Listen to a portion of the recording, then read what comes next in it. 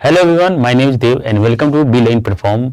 जैसे कि अभी नए वित्तीय वर्ष के लिए बजट आ चुका है 2023-24 और जाहिर सी बात है, स्क्रीन से आप देख सकते हैं कि हम लोग इस पे थोड़ा सा जो भी महत्वपूर्ण इसमें पॉइंट्स हैं हमारे एग्जाम के लिए पॉइंट ऑफ व्यू से, उसके बारे में देखा जाएगा। जो भी योजनाएं हैं, जो नई नई योजना आई है और सरकार ने किन क्षेत्र में क्या क्या कितने अमाउंट दिया जाएगा, किस क्षेत्र में कितने अमाउंट दिया जाएगा सरकार के द्वारा एजुकेशन के लिए, हेल्थ के लिए और भी कई तरह की चीज़ों के लिए। जो भी सरकार का जो मुहिम है उसके बारे में चर्चा करेंगे। जो हमारे एग्जाम के लिए महत्वपूर्ण होगा उन पॉइंट को देखेंगे, बाकी की चीज़ों को हम लोग नज़रअंदाज कर देंगे। और देखिए, इसमें जो है हम इस वीडियो में जो है लगभग बजट पूरा खत्म करने में हमें कम से कम 2 वीडियो हम इसमें करेंगे। 2 वीडियो जो लेक्चर आएगा उसमें एक पार्ट 1 आएगा और पार्ट 2 आएगा, और ऐसे करके हम खत्म करेंगे। तो इसमें बजट को के पहले हम क्या करेंगे कि इसके में थोड़ा सा बजट क्या होता है, इसका मीनिंग क्या है, और थोड़ा हिस्टोरिकल पर्सपेक्टिव से भी देखेंगे कि इसमें क्या क्या चीज़ें हैं। मतलब कब सबसे पहले कब भारत में बजट वगैरह की बातें कब शुरू स्टार्ट होती हैं, बजट कब रखी गई थी भारत में पहले फर्स्ट टाइम, तो उसको भी देखा जाएगा। और बजट लाने के लिए क्या कारण था भारत में पहली बार की बजट लाया गया, उसको भी देखा जाएगा, है ना। और जो महत्वपूर्ण नाम है, जैसे हो सकता है कि वहां से प्रश्न आ जाए, उसको भी देखा जाएगा। और साथ ही साथ उसमें जैसे कि इस वीडियो में हम लोग देखेंगे, इसमें अधिकतर जो है इंट्रोडक्शन रहेगा, और साथ ही साथ इसमें कितने भारत सरकार के जो रिसिप्ट्स हैं, और साथ ही साथ इसके जो एक्सपेंडिचर है उस पर एक नज़र रखेंगे कि इसमें क्या क्या रिसिप्ट्स, कितने रिसिप्ट्स हैं, कितना आया हुआ है, मतलब किन किन क्षेत्रों से रिसिप्ट्स हैं, मतलब भारत सरकार जुटाएगी, और किन किन क्षेत्रों में भारत सरकार कितने %, मतलब कितने रुपए जो है एक्सपेंडिचर कहाँ कितना खर्च करेगी किन क्षेत्रों में, ये देखेंगे। और काफ़ी लोगों को ये जानने की ज़्यादा एक ललक रहती है कि जो इनकम टैक्स है, लोगों के जो सैलरीड लोग हैं, जो जॉब करते हैं, पैसे कमाते हैं, जो नौकरी करते हैं और जिनको सैलरी आती है, उनकी इनकम टैक्स कितना, क्या इनकम टैक्स में क्या चेंजिंग आई है, उसके बारे में देखा जाएगा, है ना। तो हम पहले स्टार्ट करते हैं कि बजट, देखिए बजट होता क्या है ना। तो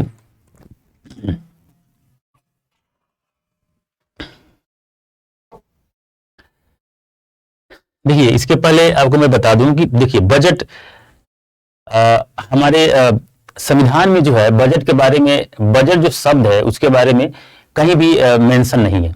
बजट की जगह पर मेंशन क्या है, तो एनुअल फाइनेंशियल स्टेटमेंट के बारे में मेंशन किया गया है। लेकिन ये बजट होता क्या है, देखिए बजट का मीनिंग है जो है ना, तो बजट का मीनिंग होता है एक थैला होता है जिसको जो एक लेदर का थैला कहा जाता है, वो एक बजट होता है, ठीक है। तो इससे ही एक मतलब कहा जाता है कि इस थैले में क्या क्या जो वो सभी लेखा जोखा, वो जितने भी स्टेटमेंट हैं खर्च करने के और रिसिप्ट्स के, जो भी स्टेटमेंट है इस थैले में रखा हुआ है। इस तरह का कुछ आप समझिए, है ना। और ये जो हम लोग बात करते हैं भारतीय संविधान, इंडियन कॉन्स्टिट्यूशन के बारे में, तो इंडियन कॉन्स्टिट्यूशन में जो अनुच्छेद 112 मतलब 112 जो आर्टिकल है, आर्टिकल 112, इसमें एनुअल फाइनेंशियल स्टेटमेंट की बात की जाती है, मतलब है ना, वार्षिक वित्तीय विवरण के बारे में बात की जाए, मतलब ये शब्द दिया गया है, ना कि बजट दिया गया है। अच्छा भाई, तो फाइनेंशियल स्टेटमेंट जो एनुअल फाइनेंशियल स्टेटमेंट का मतलब क्या है, तो एनुअल फाइनेंशियल स्टेटमेंट का मतलब ये होता है कि एक साल में भारत सरकार को जो भी रिसिप्ट मिलने वाली है और जो भी खर्च होगा, भारत सरकार खर्च करेगी, उन सबका जो है लेखा जोखा इसमें बताया जाता है। मतलब कहा भारत सरकार बताती है लोगों को, बताया जाता है लोगों को कि हम इतने पैसे यहाँ से इकट्ठा करेंगे, इतने पैसे हमारे पास हो जाएगा और हम इतना पैसे खर्च करेंगे, है ना। जैसे कि इसको सिंपली आप समझ सकते हैं कि आपने कई बार देखा होगा कि आपको मान लीजिए, एज्यूम करिए कि आपके घर में मान लीजिए सबका सैलरी मिला के जो है टोटल, आपका जॉब कर रहे हैं या पापा जॉब कर रहे हैं या मम्मी जॉब कर रही है, सबको या सभी लोग कर रहे हैं, कोई एक व्यक्ति जॉब कर रहा है। मान लीजिए आपके घर में जो है 100 रुपए, है ना, 100 रुपए अगर कमाई है, मतलब एग्जाम्पल के तौर पे, तो 100 रुपए जो है ना एक रिसिप्ट हो गया आपका, है ना। और कैसे कैसे, जैसे कि 100 रुपये अपने जॉब नौकरी से कमा रहे हैं, तो मान लीजिए इसमें तो किसी भी तरह का आपका मतलब पूरी तरह से ये रेवेन्यू रिसिप्ट हो गया आपको, इसमें कोई किसी तरह का रेवेन्यू रिसिप्ट क्या होता है, कैपिटल रिसिप्ट क्या होता है, ये मैं बताऊंगा इसमें, है ना। तो सिंपली बताता हूं आपको कि मान लीजिए 100 रुपया आपका ये रिसिप्ट हो गया जैसे भी आया, और साथ ही साथ इसमें आपने क्या कि उस महीने में मान लीजिए ये फरवरी है, फरवरी में 100 रुपए आपको, मान लीजिए 1 तारीख को 100 रुपए आपको मिलते हैं, ये आपका मतलब रेवेन्यू है ना, एक रिसिप्ट है आपका। और इसमें से आपने 10 रुपए घर के खर्चे के लिए, 10 रुपए किराए भाड़ा के लिए, 10 रुपए जो है घर के किराए के लिए, ऐसे कर करके आपने सभी खर्चों मतलब सभी तरह जगहों पे अपने खर्च कर दिया। इसके 1 महीने के लिए अपने प्लान बना दिया कि मेरे को देखो 100 रुपये में से इतने पैसे मैं यहाँ खर्च करूंगा, और इतने पैसे मैं एजुकेशन में खर्च करूंगा, इतने पैसे खाने पीने में खर्च किया जाएगा। ऐसे अपनी एक लिस्ट बनाते हैं, है ना। सभी घर में बनता है ये बजट, एक होता ही तो बजट है। तो यही इसी मतलब ये जो मतलब एक तरह का हिसाब किताब जो आपने बनाया रखा है कि हम इतना खर्च करेंगे, इतना पैसे हमारे पास आ गए हैं और इतना खर्च करेंगे, या हो सकता है कि आपने ये प्लानिंग किया होगी आने वाला जो मार्च का महीना है इसमें मेरे पास मान लीजिए 10,000 रुपया होने वाला है, मान आपके घर में 10,000 रुपया कहीं से होने वाला है, आपने सोच लिया है। तो आपने सोचा कि चल 10,000 में से मैंने 2,000 यहाँ खर्च कर दूंगा, 5,000 वहां खर्च कर दूंगा, और ऐसे कर करके आपने एक लेखा जोखा बना लिया अपने, इसी को कहते हैं बजट है। इसी तरह से भारत सरकार भी जो क्या करती है कि पूरे 1 साल के लिए, है ना, एक फाइनेंशियल ईयर जो होता है, एक वित्तीय वर्ष में 1 साल के लिए वो अपने प्लान बनाती है कि इस साल जो है हम क्या करेंगे कि इतना पैसे हम इकट्ठा करेंगे और भाई इतना पैसे खर्च करेंगे, और इतना पैसे कहाँ कहाँ से इकट्ठा करेंगे तो उसको भी सोर्सेज बताती है सरकार, और कितना पैसा कहाँ कहाँ खर्च करेगी इसके भी सोर्सेज बताती है। तो हम पहले स्टार्ट करते हैं कि फर्स्ट ऑफ ऑल ये एनुअल फाइनेंशियल स्टेटमेंट जो है ये भारतीय संविधान के अंतर्गत क्या बातें हैं 112 के अंतर्गत, उसके बारे में देख लेते हैं। तो इसमें देखिए जो है सिंपल सा आप समझ लीजिए कि इस भारतीय संविधान के अंतर्गत 112 जो अनुच्छेद है और आर्टिकल 112 के अंतर्गत जो है ये कहा गया है कि प्रेसिडेंट जो है लोकसभा और राज्यसभा दोनों के समक्ष 1 साल के अंतर्गत भारत सरकार का जो एस्टिमेटेड रिसिप्ट है और एस्टिमेटेड एक्सपेंडिचर है, मतलब जो अनुमानित, मतलब सरकार ने गवर्नमेंट ने जो अनुमान लगाया है कि हम इतने पैसे आएंगे और अनुमान लगाया हम इतने पैसे खर्च करेंगे, जो प्लान बना है, इसका जो एक स्टेटमेंट जो है वो दोनों लोकसभा और राज्यसभा दोनों सभा में रखवाती है, राष्ट्रपति रखवाएंगे। और यही और इसके कुछ स्टेप्स भी हैं अलग अलग, मतलब कई स्टेप्स में ये बजट रखवाए जाते हैं, जैसे कि लोकसभा राज्यसभा जो एक तरह से बजटीय, जैसे कि आपने देखा होगा कि सेशन जो स्टार्ट होता है ना, विंटर सेशन होता है, समर सेशन स्टार्ट होता है, उसी तरह से एक बजट सेशन में ये रखा जाता है बजट, है ना। तो इसमें ज्वाइंट एक तरह का ज्वाइंट सेशन कराया जाता है जिसमें लोकसभा राज्यसभा सभी लोग एक साथ एक ज्वाइंट सेशन होता है, ये राष्ट्रपति को अधिकार होता है, आपने पॉलिटी में पढ़ा होगा, है ना। तो ज्वाइंट सेशन के अंतर्गत में जो है बजट सेशन स्टार्ट किया जाता है, और इसमें जो है हमारे जो फाइनेंस मिनिस्टर हैं वो फाइनेंस मिनिस्टर इसके ये बजट रखवाते हैं, मतलब इसमें स्पीच देते हैं, और कई तरीके से प्रक्रिया है उसको देखा जाएगा इसमें, है ना। तो ये पहले तो हम ये देख लेते हैं कि 112 अनुच्छेद में क्या है, तो मैंने बता दिया आपको कि प्रेसिडेंट जो है, प्रेसिडेंट इसमें दिया हुआ है कि प्रेसिडेंट जो है लोकसभा और राज्यसभा के अंतर्गत के समक्ष भारत सरकार को जो एस्टिमेटेड रिसिप्ट है और एस्टिमेटेड एक्सपेंडिचर है, इन दोनों का जो स्टेटमेंट है वहां रखवाएगी, है ना। तो ये तो हो गया हमारा अनुच्छेद 112 के अंतर्गत जो बातें दी हुई है। अच्छा, इसके बाद जो है थोड़ा देखते हैं हिस्टोरिकल पर्सपेक्टिव से इसमें क्या क्या बातें दी हुई है। तो आप देख रहे होंगे कि देखिए सबसे पहले भारत में जो है, भारत में सबसे पहले 1860 में, है ना, 1860 में बजट आता है भारत में। अब जाहिर सी बात है उसमें अंग्रेज गवर्नमेंट थी, है ना। तो अंग्रेज गवर्नमेंट थी तो ऐसी क्या जरूरत पड़ गया कि बजट लाना पड़ा। तो देखिए हुआ क्या कि आपने हिस्ट्री पढ़ा होगा, मॉडर्न हिस्ट्री, तो जान रहे होंगे कि 1857 में 1857 में जो विद्रोह होता है तो उसमें कई तरह के अंग्रेज सरकार को कई तरह के उसके क्षति हो जाते हैं, कई तरह के जो एसेट्स हैं बर्बाद हो जाते हैं, लोगों ने बहुत ही भारत में जाने के 1897 का विद्रोह एक बहुत बड़ा विद्रोह का रूप धारण कर चुका था, और उसमें अंग्रेज सरकार जो है उसका कमर टूट गई अंग्रेज सरकार की, देखा जाए तो, है ना। तो उस समय जो है अंग्रेज सरकार चाहती थी कि कुछ ऐसा करे कि उसका इकोनॉमी जो है सही हो जाए, मजबूत हो जाए, है ना। तो उस समय जो है आप देखेंगे एक इनका नाम है जेम्स विल्सन, है ना। ये अर्थशास्त्र के एक महान जानकार थे उस समय, जेम्स विल्सन थे, और ये ईस्ट इंडिया कंपनी के ईस्ट इंडिया कंपनी के तरफ से थे ये, उसमें कर्मचारी, उसमें कुछ होंगे, उसमें इतने जानकारी इसमें ध्यान देने की आवश्यकता नहीं है।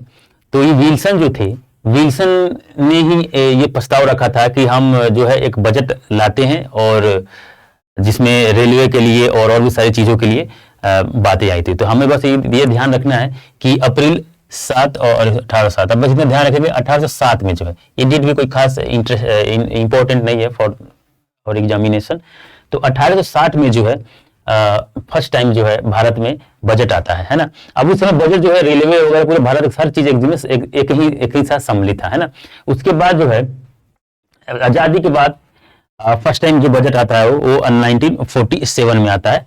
ये याद रखेंगे इसका डेट भी, क्योंकि पीसीएस वगैरह में पूछा जाता है कई बार। बाकी यूपीएससी वगैरह जैसे एग्जाम, बड़े एग्जाम होते हैं, सब पूछा नहीं जाएगा, बाकी जानकारी के तौर पर बताया जा रहा है।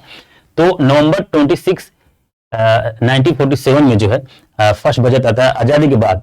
लेकिन इसके पहले आपको मैं बता दूं कि एक इंपॉर्टेंट एक नाम आता है, एक कमेटी का नाम, जिसका नाम है एकवर्थ कमेटी, है ना। एकवर्थ कमेटी जो है, अब एकवर्थ कमेटी की रिपोर्ट की महत्वपूर्ण है। कई बार कमेटी से प्रश्न पूछे जाते हैं, तो पूछा जाएगा कि एकवर्थ कमेटी किससे संबंधित है। तो आप ध्यान रखेंगे कि एकवर्थ कमेटी जो है, इसकी सिफारिश भी एकवर्थ कमेटी बनाई जाती है कब, 1921-22 के बीच में बनाई जाती है एकवर्थ कमेटी, मतलब 1921 में बनाया जाता है, ये ध्यान रखें। और इसका रिपोर्ट आता है, और इसके रिपोर्ट के आधार पर इसने रिपोर्ट क्या दिया, इसने रिपोर्ट ये दिया कि जो रेलवे का बजट है और बाकी अन्य जो बजट है ना, इसको सेपरेट कर दिया जाए, है ना। तो 1921 में जो एकवर्थ कमेटी जो रिपोर्ट आती है, वो 1924 में इस पे काम स्टार्ट हो गया। और 1924 में क्या होता है कि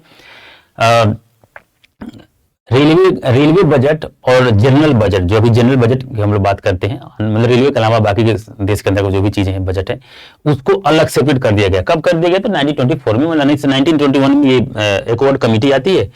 और इसके रिपोर्ट पे जो है, इसकी जो रिपोर्ट आती है, इसके रिपोर्ट पे ही सरकार क्या करती है कि 1924 में जो है दोनों को अलग कर दी जाती है। लेकिन उसके बाद अभी तब तक ये कंटिन्यू चलता रहा। कब तक चलता रहा, 2017 तक। आजादी के बाद ही भारत सरकार ने इसको ही अपनाया, और 2017 तक जो है 2017 यहाँ इस समय तक जो है सेपरेट अलग रेलवे बजट अलग आ रहा था, और बाकी जनरल बजट अलग आ रहा था।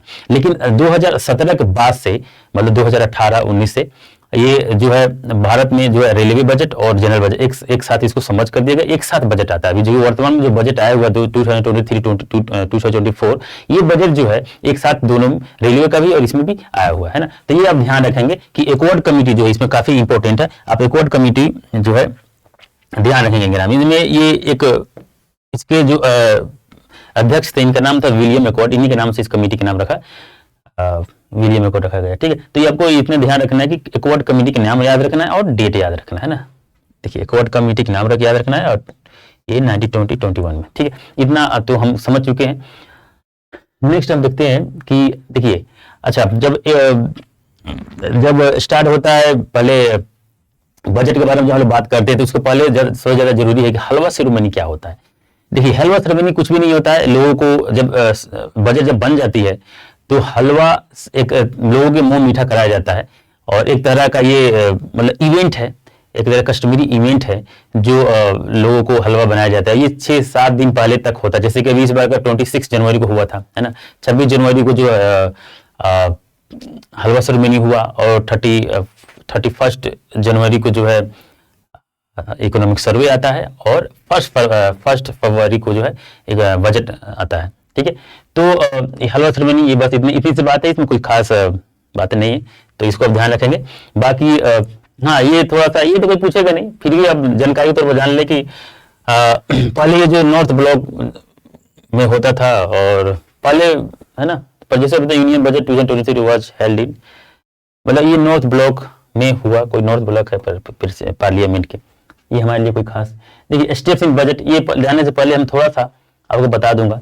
देखिए इसमें बजट प्रेजेंटेशन होता है, फिर जनरल डिस्कशन होता है, फिर स्क्रूटनी रखा जाता है department related parliamentary standing committee के द्वारा, और फिर voting for demand of grant, सरकार वोटिंग ग्रांट के लिए वोटिंग कराती है, मतलब वहां पे होता है सेशन में, ठीक है। फिर अप्रोप्रिएशन बिल आता है, फिर फाइनेंस बिल बनाया जाता है। अब जानते हैं ये सब पॉलिटी में, आपने ये सब पढ़ा होगा, फाइनेंस बिल क्या होता है ना, ये अप्रोप्रिएशन बिल क्या होता है, नहीं जानते हैं, नहीं पढ़ा है, कोई बात नहीं, आप अभी से स्टार्ट करके अभी से पढ़ लें कि पॉलिटी में सारी चीजें क्या है, वहां पर बताया जाएगा। बाकी यहाँ पे इकोनॉमी से संबंधित जो भी चीजें महत्वपूर्ण है आपको तो यहाँ पढ़ाई जाएगा। बाकी हमारा ही चैनल आप देखें, हमारे वीडियो और भी जो हमारे कलीग हैं, उन लोग जैसे कि पॉलिटी के सर हैं, वहाँ भी पढ़ाया होगा, उन्होंने पढ़ाया हुआ है, तो वहाँ समझ सकते हैं।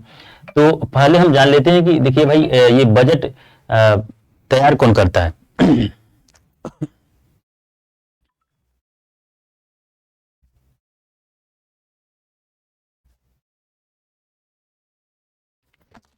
Okay sorry. तो देखिए बजट कौन तैयार करता है, तो आप जब फाइनेंस मिनिस्टर, तो पहली बात है देखिए भाई, बजट के संबंधित होगा था फाइनेंस मिनिस्टर से, लेकिन इसके भी अंदर जो डिपार्टमेंट है उसको देख लेते हैं। तो देखिए budget department of economic affair है, डिपार्टमेंट ऑफ इकोनॉमिक अफेयर है ना, यही जो है इसका ही एक पार्ट है बजट डिवीजन, यही क्या करता है, मुख्यतः बजट बनाता है, ठीक है। और बजट ये किसके अंतर्गत आता है, डिपार्टमेंट ऑफ इकोनॉमिक अफेयर किसी अंतर्गत आता है, तो मिनिस्ट्री ऑफ इकोनॉमी के अंदर, मिनिस्ट्री ऑफ फाइनेंस के अंदर आता है।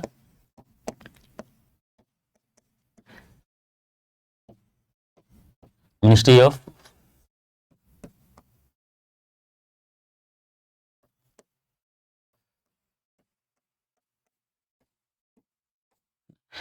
फाइनेंस के अंतर्गत में आता है ना, डिपार्टमेंट ऑफ इकोनॉमिक अफेयर। तब ध्यान रखेंगे डिपार्टमेंट ऑफ इकोनॉमिक अफेयर जो जिम्मेदार है किसके लिए भाई, तो बजट के लिए, बजट यही बनाता है, ठीक है। इसके बाद हम देखते हैं कि इसमें जो है, हाँ, कंपोनेंट्स ऑफ बजट। तो आपको अगर बजट समझना है, अगर फर्स्ट टाइम आप जहां पढ़ रहे हैं बजट क्या है, तो इसमें सबसे जरूरी है कि आप एक काम करें कि देखिए थोड़ा बहुत यहाँ मैं बताने की कोशिश करूंगा, तो आपको समझा दूंगा कि इसमें भाई जो है रिसिप्ट क्या है, एक्सपेंडिचर, इसके अंतर्गत जो है बजट रिसिप्ट के अंतर्गत जो है रेवेन्यू रिसिप्ट क्या है, कैपिटल रिसिप्ट क्या है ना, रेवेन्यू एक्सपेंडिचर क्या होता है, कैपिटल एक्सपेंडिचर क्या होता है, ये तो मैं बताऊंगा।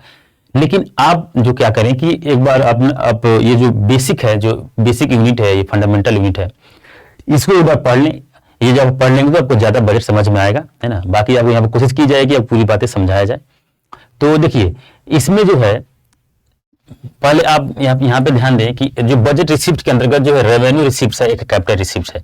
तो मैं थोड़ा थोड़ा समझाने की कोशिश कर देता हूँ, आपको बता देता हूँ, क्योंकि देखिए पूरी बात अगर ये लगभग 2-3 चैप्टर है, इसमें अगर पढ़ाऊंगा तो कम से कम 1-2-3 वीडियो इसका अलग से बनेगा, है ना। तो मैं शॉर्टकट बता देता हूं आपको। देखिए रेवेन्यू रिसिप्ट भारत सरकार के वैसे रिसिप्ट जिसके अंतर्गत पब्लिक एसेट जो है कम ना हो।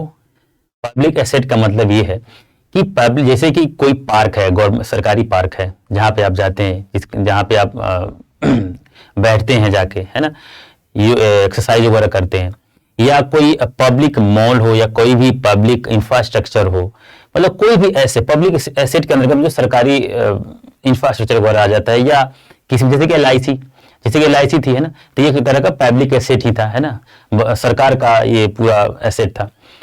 तो इसमें जो है ये कम ना हो, बिके नहीं, है ना। ऐसा नहीं कि जैसे कि एलआईसी बेच के, एलआईसी में डिस इन्वेस्टमेंट करके भारत सरकार ने कुछ पैसे जुटाए, तो वो रेवेन्यू रिसीप्ट के अंतर्गत नहीं आएगा, है ना। मान लीजिए कोई पार्क है आपके पड़ोसी में, आपके कॉलोनी में कोई पार्क है, गवर्नमेंट का पार्क है, सरकार ने क्या कि उसको बेच के जो पैसे आए तो उसको रेवेन्यू रिसिप्ट में नहीं दिखाया जाएगा, ठीक है। तो रेवेन्यू रिसिप्ट में वैसे रिसिप्ट को ऐड किया जाता है जैसे कि सरकार ने कोई टैक्स से पैसे लिया हो। जैसे कि मान लीजिए सरकार ने इनडायरेक्ट टैक्स लगाया, है ना, इनडायरेक्ट टैक्स से जो पैसा आए वो रेवेन्यू रिसिप्ट में आएगा, या जीएसटी वगैरह लगा रहा है सरकार, तो जीएसटी के से जो पैसे मिल रहे हैं वो रेवेन्यू रिसिप्ट में आएगा, ठीक है। कैपिटल रिसिप्ट क्या होता है, तो कैपिटल रिसीप्ट में वही जो पार्क बेचने जो पैसे आए सरकार के पास वो कैपिटल रिसीप्ट है ना। तो देखिए हर बार सरकार जो है कैपिटल रिसीप्ट से अच्छा खासा धन इकट्ठा करती है। अभी भी आप जब ये बजट पढ़ाऊंगा आपको तो समझ में आएगा कि सरकार ने कि जैसे कि देखिएगा आप इसका फिजिकल डिफिसिट जो है वो फिजिकल डिफिसिट हमेशा जैसे कि इस बार थोड़ा कम हुआ है 5 पॉइंट समथिंग के आसपास है, बताएंगे जब बजट और आगे जब बजट स्टार्ट हो जाएगा और आगे जब एंटर करेंगे तो तब बताया जाएगा आपको। तो उसी तरह से रेवेन्यू रिसीप्ट आप समझ गए होंगे है ना। तो रेवेन्यू रिसीप्ट में दो बातें हैं। रेवेन्यू रिसीप्ट में या तो पब्लिक एसेट जो है वो कम ना हो और दूसरी बात पब्लिक लायबिलिटीज बढ़े नहीं। मतलब कि ऐसा नहीं कि सरकार लोन लेके और लोन ले रही है और उसको रिसीप्ट में दिखा रही है तो उसको रेवेन्यू रिसीप्ट में नहीं दिखाया जाएगा, उसको किस में दिखाया जाएगा तो कैपिटल रिसीप्ट में दिखाया जाएगा है ना। तो रेवेन्यू रिसीप्ट में दो बातें हैं, कौन कौन सी। तो रेवेन्यू रिसीप्ट में वैसे रिसीप्ट भारत सरकार के वैसे रिसीप्ट जिसके अंतर्गत पब्लिक लायबिलिटीज बढ़े नहीं और पब्लिक एसेट घटे नहीं, ठीक। उसी तरह से कैपिटल रिसीप्ट में जो है कैपिटल रिसीप्ट में वैसे भारत सरकार के वैसे रिसीप्ट जिसके अंतर्गत कैपिटल पब्लिक एसेट जो है वो घटे और पब्लिक लायबिलिटीज बढ़ जाए, वो कैपिटल रिसिप्ट है, ठीक है। इसके अलावा अब चलिए देखते हैं एक्सपेंडिचर की बात करते हैं। तो एक होता है रेवेन्यू एक्सपेंडिचर भाई और एक है कैपिटल एक्सपेंडिचर।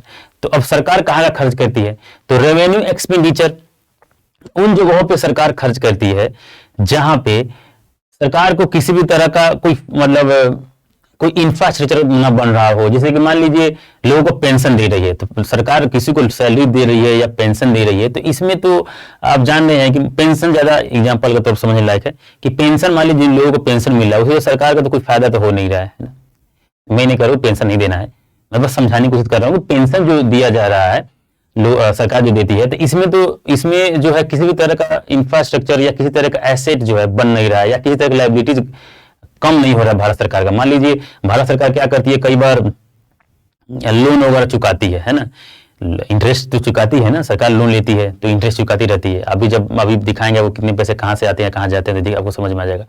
तो जो भारत सरकार के जो एक्सपेंडिचर है जिसमें किसी भी तरह का किसी भी तरह का एसेट का निर्माण ना हो, नए एसेट का निर्माण नहीं हो रहा हो और ना ही कोई लायबिलिटीज कम हो रहा हो तो उसे क्या कहते हैं उसको रेवेन्यू एक्सपेंडिचर कहा जाता है, ठीक। उसी तरह से कैपिटल एक्सपेंडिचर जो है कैपिटल एक्सपेंडिचर के अंतर्गत कहा जाता है सरकार उन जगहों में खर्च करती है। जैसे कि मान लीजिए सरकारी विद्यालय बना दिया गया तो उससे फायदा हो रहा है ना भाई और सरकार एक तो इंफ्रास्ट्रक्चर भी दिख रहा है, साथ ही साथ किसी तरह का मान लीजिए रोड वगैरह बना दिया गया और भी कई तरह के सरकारी कंपनियों में निवेश, सरकारी कंपनियों का नए मतलब कई तरह का सरकार के लिए मतलब एक तरह का शेयर्स वगैरह किसी कंपनी में ले लिया गया है ना। तो ये सरकार के लिए एक तरह का एसेट का रूप में है ये है ना। तो कैपिटल एक्सपेंडिचर में जो है एसेट का निर्माण होता है और साथ ही साथ इसमें इसके अंतर्गत जो है लायबिलिटी जो है कम होता है, मतलब सरकार इसमें कर्ज भी चुकाती रहती है। तो ये कैपिटल एक्सपेंडिचर मैं उम्मीद रखता हूँ आप समझ गए होंगे। अब देखिए रेवेन्यू रिसिप्ट के अंतर्गत जो है टैक्स रिसिप्ट होते हैं और नॉन टैक्स रिसिप्ट होता है। तो रेवेन्यू रिसिप्ट के अंतर्गत जो टैक्स रिसिप्ट होता है तो बहुत मामूली सी बात है भाई, हमारे यहाँ जो टैक्स लिए जाते हैं इनडायरेक्ट टैक्स, डायरेक्ट टैक्स, ये सब जब लिया जाता है जीएसटी हो गया तो ये सब जो है टैक्स के अंतर्गत में आता है। और नॉन टैक्स क्या होता है तो नॉन टैक्स जो है नॉन टैक्स उसको समझिए जैसे कि फाइन वगैरह लगता है। अब सबसे अच्छा एग्जांपल रेलवे में आप जा रहे होंगे, मान लीजिए बिना टिकट का जब आप जाते हैं किसी भी रिजर्व डब्बे में आप चले जाते हैं, एसी में चले जाएं या किसी भी स्लीपर क्लास में चले जाओ बिना टिकट का चले गए हैं तो वहां पे टीटी आपको फाइन करता है। तो जो फाइन है वो टैक्स में तो नहीं आएगा है ना, तो वो जो फाइन है ये फाइन यहीं चला जाता है, नॉन टैक्स रिसीप्ट में चला जाता है। इसके अलावा एक और बात है जैसे कि आरबीआई जो है आपने देखा होगा हाल ही में न्यूज में भी रहा है, कुछ विवाद भी हो गया था इस मामले में। मतलब विवाद क्या थोड़ा सा मिसअंडरस्टैंडिंग हो गई थी भारत सरकार और रिजर्व बैंक ऑफ इंडिया के अंतर्गत। तो रिजर्व बैंक ऑफ इंडिया जो है ना जो उसके पास जो पैसे जो इकट्ठा होते रहते हैं कई तरीकों से तो उसको भी रिजर्व बैंक ऑफ इंडिया जो है भारत सरकार के साथ साझा शेयर करती है, वो भारत सरकार को ट्रांसफर कर देती है। तो वो जो पैसे आते हैं वो भी एक तरह का नॉन टैक्स रिसिप्ट है। तो इसके अंतर्गत बहुत सारी चीजें आएंगी, फाइन हो गया, फी हो गया, कई तरह के जैसे कि किसी भी जगह पे जैसे कि टूरिस्ट प्लेस है वहां पे आप अगर बहुत जगह जो है हिस्टोरिकल प्लेस है जहाँ पे आप जाते हैं तो बहुत मामूली से पैसे लेती है सरकार, 2-4 रुपए, 5-10 रुपए जो भी लेती है सरकार एक तरह के फी के रूप में, तो वो भी इसमें आ जाएगा, नॉन टैक्स रिसिप्ट के रूप में आ जाएगा। तो ये तो ठीक है, समझ गए। अब कैपिटल रिसिप्ट जो है, कैपिटल रिसिप्ट के अंदर जो है रिकवरी ऑफ लोन बताया आपको, है ना। रिकवरी ऑफ लोन जो होता है, सरकार जो मान लीजिए भारत सरकार ने किसी कहीं लोन दी है किसी देश को या किसी भी कंपनी को, वहां से जो उसको इंटरेस्ट मिल रहा है या इंटरेस्ट मिल रहा है, तो उसको देखिए इंटरेस्ट मिल रहा है उसको अलग रखिएगा।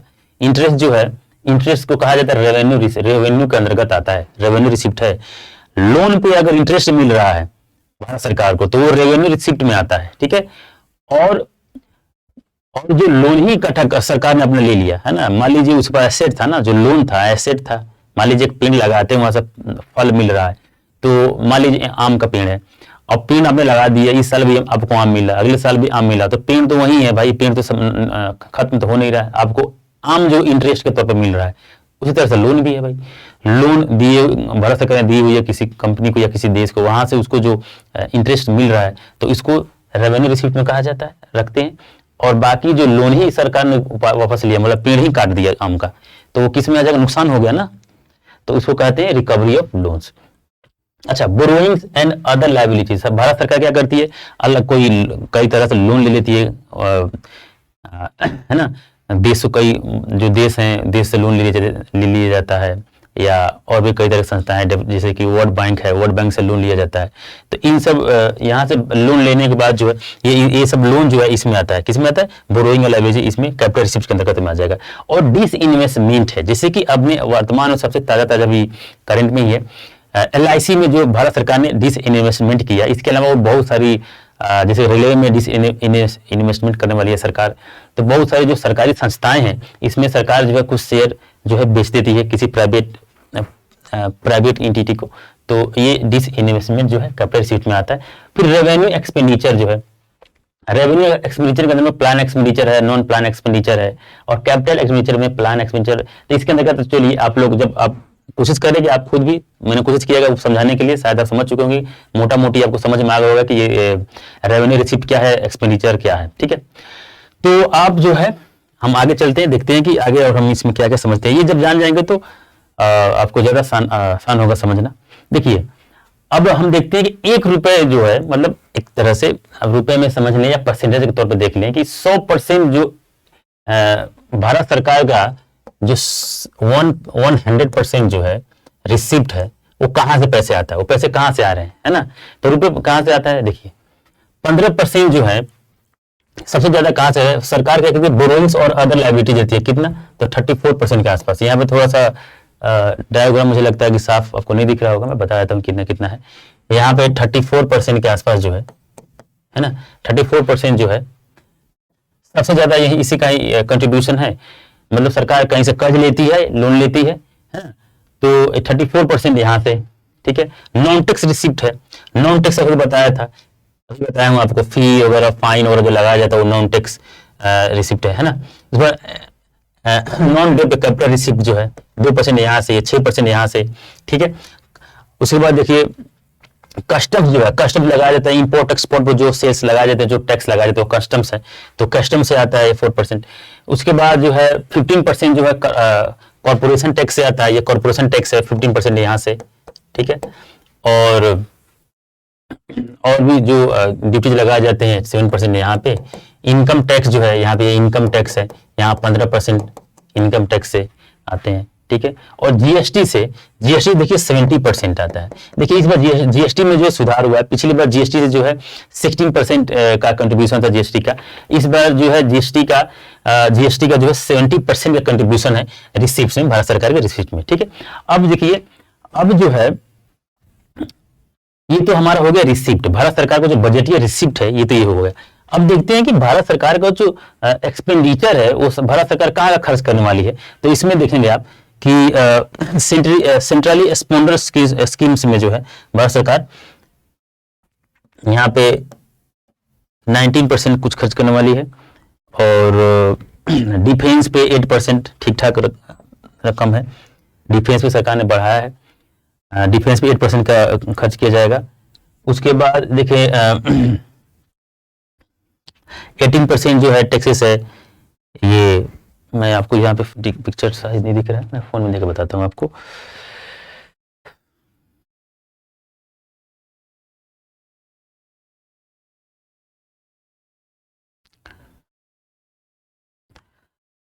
अच्छा, राज्यों के साथ जो state share of taxes and duty जो है, राज्यों के साथ जो शेयर करती है गवर्नमेंट, उसमें 18% का जो है 18% का शेयर करने वाली करेगी गवर्नमेंट। फाइनेंस कमीशन और अदर ट्रांसफर्स के लिए 9%।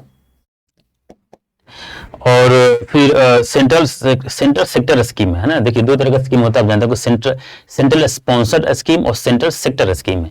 तो सेंट्रल सेक्टर स्कीम जो है, इसमें सरकार जो है लगभग 17%। और डिफेंस में तो बताएंगे आपको, डिफेंस में जो है 8%। और सब्सिडी वगैरह जो मिलता है, दिया जाता है लोगों को, जिस इसमें एग्रीकल्चर सब्सिडी भी आ जाएगा, और वैसे भी जो गैस सिलेंडर वगैरह पर सब्सिडी और अन्य कई तरह की सब्सिडी दी जाती है, एमएसपी वगैरह दी जाती है, ये सारे सब्सिडी जो है इसके अंतर्गत आ जाएगा। और ये कितना है, 7% का है, ठीक है।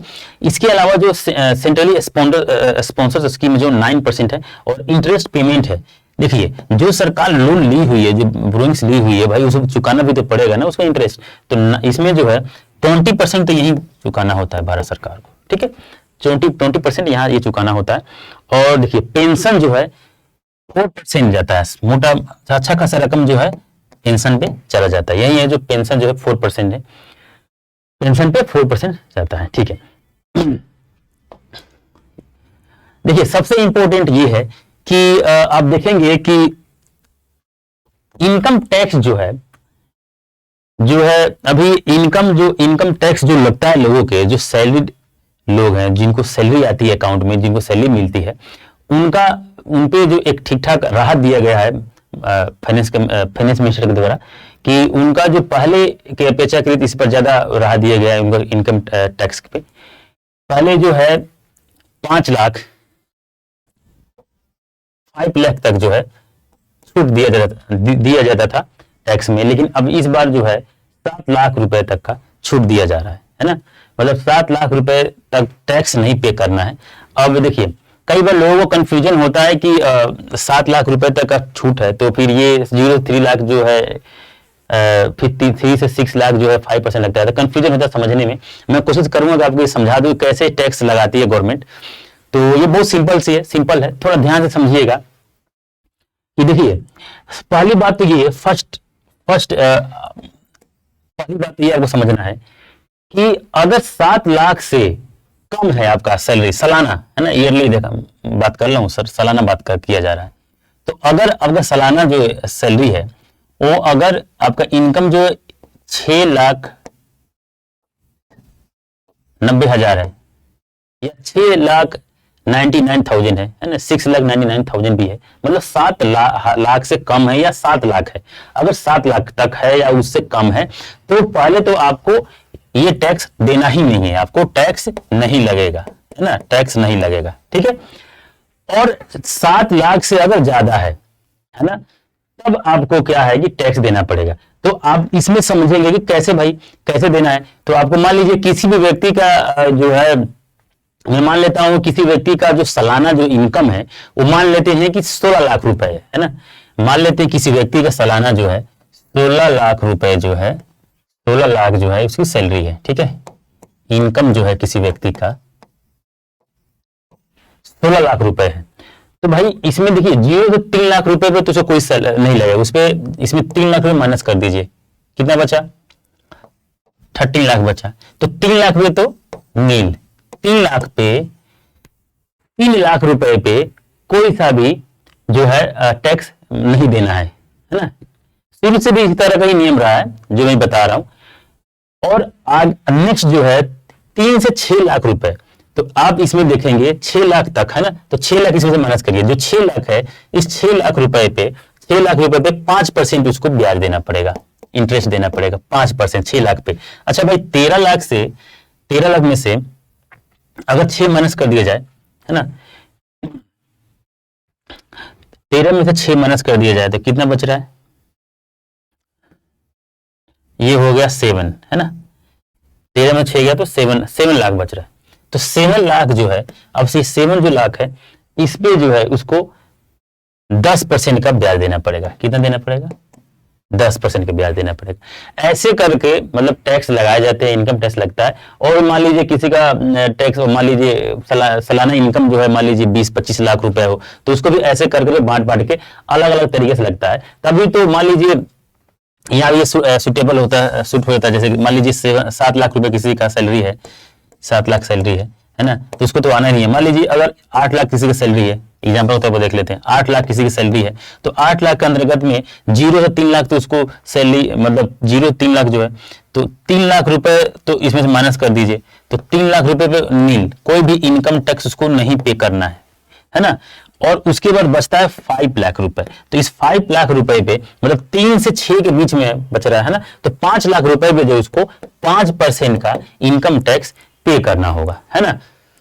तो इस तरह से जो है टैक्स वगैरह वसूले जाते हैं। पहले से भी 2021 से पहले भी इस तरह का था और अभी भी ऐसा है।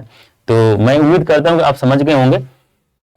और ये एक तरह से इंट्रोडक्शन था और थोड़ा बहुत मैं समझाने की कोशिश किया हूं कि इस पर टैक्स कैसे लगाए जाते हैं।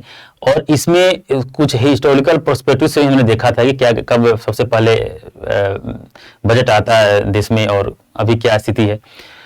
तो अब नेक्स्ट वीडियो हम जो है बजट का कोर जो पार्ट है उसको देखा जाएगा कि कौन कौन सी योजना सरकार इसमें नई नई योजना स्टार्ट की है या किन योजनाओं में ज्यादा पैसे खर्च किए जा रहे हैं, किस डिफेंस में मतलब जैसे कि थोड़ा बहुत आपको बता दिया गया कि डिफेंस में इतना दिया जा रहा है, लेकिन फिर भी एक अच्छे तरीके से किन योजनाओं पर सरकार ज्यादा खर्च करने के लिए सोची है।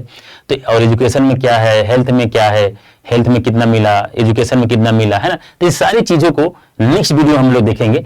तो आप ये वीडियो को ध्यान से समझें और नेक्स्ट वीडियो को भी ध्यान से समझेंगे। Thank you.